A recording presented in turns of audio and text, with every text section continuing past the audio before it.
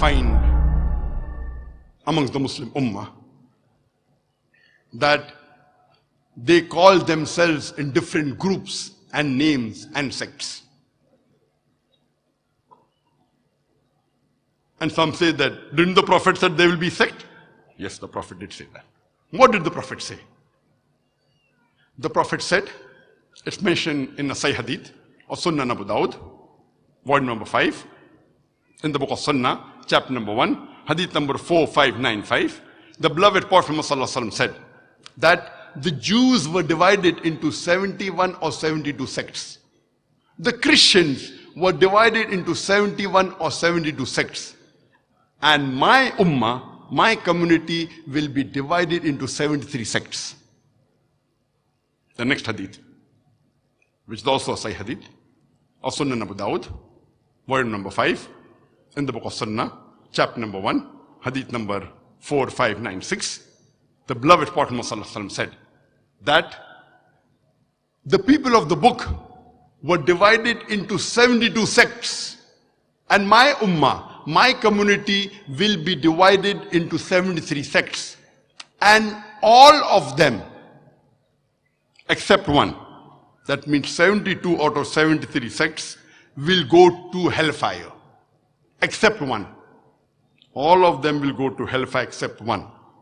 Those that are with the Jama'ah, that is the main body of the Muslims. And these two hadith are repeated several times in different books of hadith. It's also mentioned in the Sahih Hadith of Jami al-Tirmidhi, volume number 5, in the book of Faith, chapter number 18, hadith number 2640, where the beloved Prophet Muhammad said that the Jews were divided into 71 or 72 sects. The Christians were divided in a similar way. But my community, my ummah, will be divided into 73 sects, would be divided into 73 sects. The next hadith, which is also a Sahih hadith of Jami al-Tirmidhi, volume number 5, in the book of Faith, chapter number 18, hadith number 2641, the beloved Prophet Muhammad said that the Bani Israel were divided into 72 sects, but my ummah, my community will be divided into 73 sects. All will go to hell except one. And Abdullah ibn Umar, may Allah be pleased with him, the narrator of the hadith, he asked the Prophet, which one will go to paradise? All will go to hell except one. Abdullah ibn Umar says, which one? The Prophet said, those that are there on the way of me and my companions. Those that follow my way and the ways of the companions. Here we come to know that the Prophet, he predicted there will be 73 sects. He didn't say you should make. Allah says in the Quran in several places. In Surah Imran chapter 3, verse number 103, verse number 104, verse number 105. In Surah Shura chapter number 42, verse number 13. In Surah Anam chapter 6, verse 159, that don't make sects.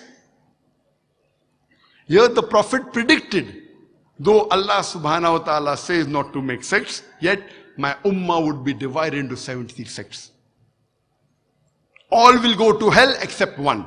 The Prophet said those that are there with the Jama'ah, the main body, and the other, he says those that follow me and my companions. Further, when we read, it's mentioned in the Sahih Hadith of Jami al-Tirmidhi, volume number 4, in the book of Fitan, chapter number 7, Hadith number 2165. Abdullah ibn Umar, may Allah be pleased with him, he narrates a hadith and says that Umar, may Allah be pleased with him, while giving a khutbah, while giving a speech, he said that I am amongst you as the Prophet was amongst us. And he said that stick to me and my companions, and those that come after that, and those that come after that. That means the Prophet said, stick to my companions, the Sahabas. Then the next generation, that's the Tabain. Then the next generation, the Tabi Tabain. The Prophet said, you have to hold fast to the rope of Allah and the Sahih Hadith. After the Sahih Hadith, stick to my companions. Then the next generation, then the next generation. And the Hadith continues. There will be a time when people will tell lies. And a person will even lie when he is not even asked for an oath. People will give testimony when they are not asked for testimony. And the Hadith continues. That when a man is with a woman alone, the shaitan is a partner. And the Hadith continues. If a man is alone, there are chances that the shaitan is with him. But if they are two, the shaitan is further away. Therefore, if you want to enter paradise, stick with the Jama'ah. This hadith also emphasizes that if you want to go to paradise, stick with the Jama'ah. The next hadith, which is also a Sahih hadith of Jami Tirmidhi, volume number 4, in the book of Fitan, chapter number 7, hadith number 2166.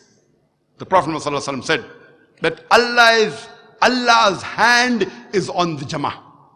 The next hadith, which is also Sahih hadith of Jami Tirmidhi, volume number 4, in the book of Fitan, chapter number 7, hadith number 2167, the beloved Prophet ﷺ said that my ummah will never be united on disbelief, will never be united on something which is wrong. And the hand of Allah is on the Jama'ah.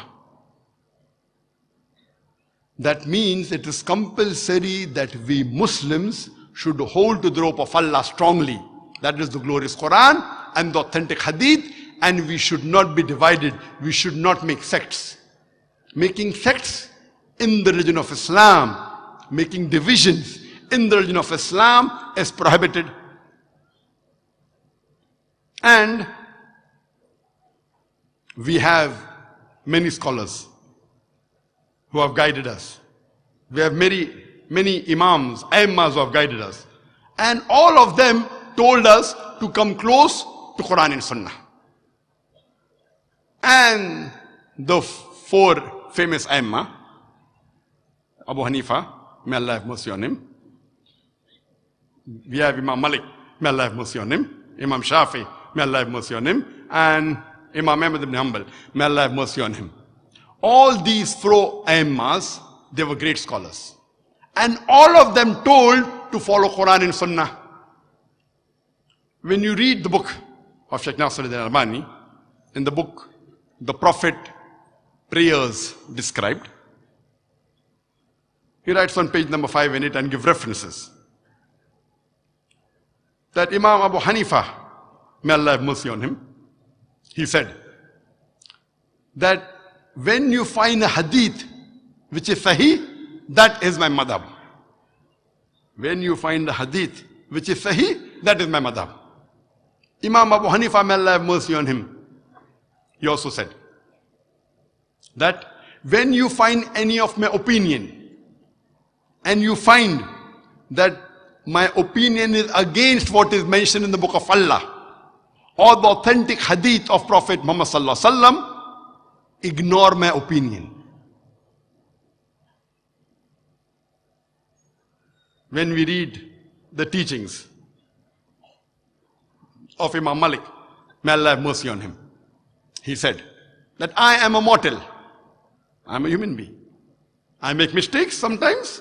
I am correct sometimes. When you find any of my opinion, you check it up. If it matches with the sayings of Allah and the Messenger, it is correct. If it disagrees with the words of Allah and the sayings of the Messenger, you ignore my opinion.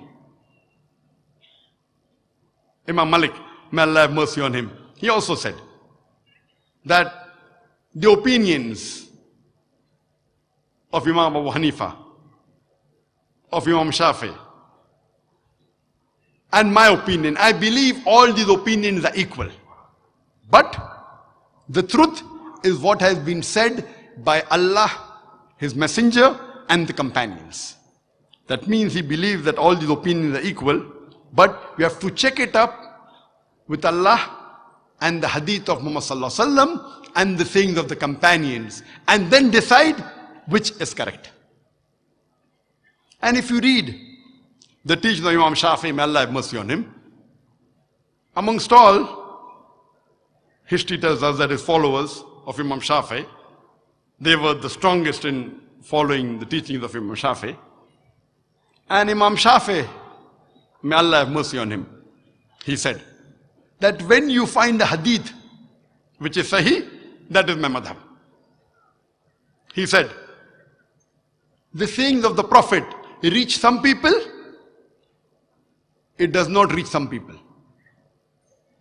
Whenever you find any of my opinion, check it up, whether it matches with the opinion of the sayings of the Prophet. And if the Prophet's saying differs with my opinion, ignore my opinion.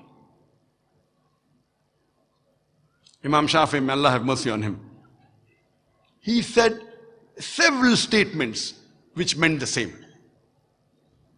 And he said that if you find my opinion which is contrary to the book of Allah and the sayings of the messenger, ignore my opinion. And he said that it is the duty of every Muslim that he should follow the messenger. And if he does not follow the sayings of the Prophet, he is in the wrong. The same was said by Imam Ahmad ibn Hanbal. May Allah have mercy on him. He said that if you find any of my opinion which is contrary to what Allah says in his book or what the messenger has said, ignore my opinion. And Imam ibn Hanbal, Ahmad ibn Hanbal, he always stressed that you have to follow Allah's book and the sayings of the Prophet Muhammad sallallahu alaihi wasallam.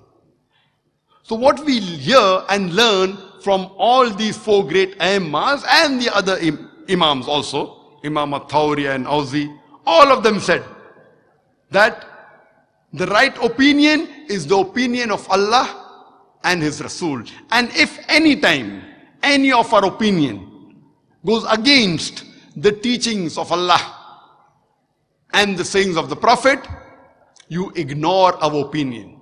One saying that, throw the opinion on the wall. But here we find in our Muslim Ummah, we are divided on small trivial issues. And we know that mashallah, all the four great Aimmas, more than 95% what they said is the same. There may be a difference in a couple of percentage. And all the Aimmas said that when you find my opinion which goes against the opinion of Allah and His Rasul, then ignore my opinion. So why should we fight amongst ourselves? All these great Aimmas, they told us to unite on the basis of Quran and Sahih Hadith.